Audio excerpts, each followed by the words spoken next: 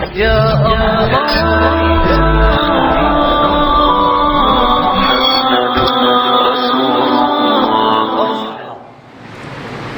فرماتا ہے لہم مغفرۃ ورزق کریم، وہ صحابہ وہ ہستی ہیں جن کے اللہ نے پچھلے سارے معاف کر دیے اور آگے ان کے لیے عزت کی روزی ہے۔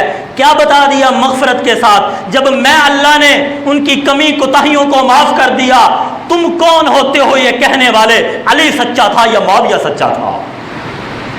تمہیں لب کشائی کی اجازت کس نے دے دی؟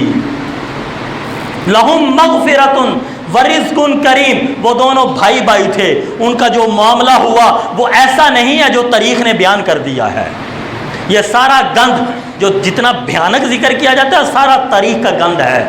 ہم تو قرآن کے برقوں میں دیکھیں گے، قرآن کہتا ہے مغفرت ہے، اور یاد رکھنا بخشش اس کے لیے ہوتی ہے جن کے سینے صاف ہوتے ہیں، جن کے سینوں میں کوڑ ہو، جن کے سینوں میں بغض ہو، ان کے لیے بخشش نہیں ہوتی۔ جو یہ کہے علی کے سینے میں معاویہ کے لیے بغض تھا، معاویہ کے سینے میں علی کے لیے بغض تھا، خدا کی قسم وہ عظمت علی بیان نہیں کر رہا، وہ عظمت معاویہ نہیں بیان کر رہا، وہ دفاع علی نہیں کر رہا، وہ دفاع معاویہ نہیں کر رہا، وہ خدا کی قسم حقیقت میں اللہ کے علم کو ناقص کہہ رہا ہے، اس لیے کہ اللہ بخشش کا اعلان کر رہا ہے، اور بخشش اس کے لیے ہے جس کا سینہ پاک ہو جائے، تھوڑی بہت رنج شکری ہو جائے، ناراضگی ہو جائے، لیکن سینہ پاک ہو تو بخشش ہوتی ہے۔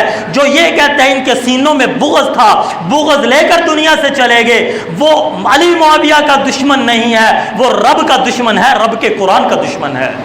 لہم مغفرۃ ورزق کریم، اللہ کہتے ہیں اللہ کا علم کامل ہے۔ آپ کو یہ ویڈیو پسند آئی تو ویڈیو کو لائک کریں اور کمنٹ میں اپنے رائے کا اظہار کیجیے، چینل کو سبسکرائب کرنا نہ بھولیں۔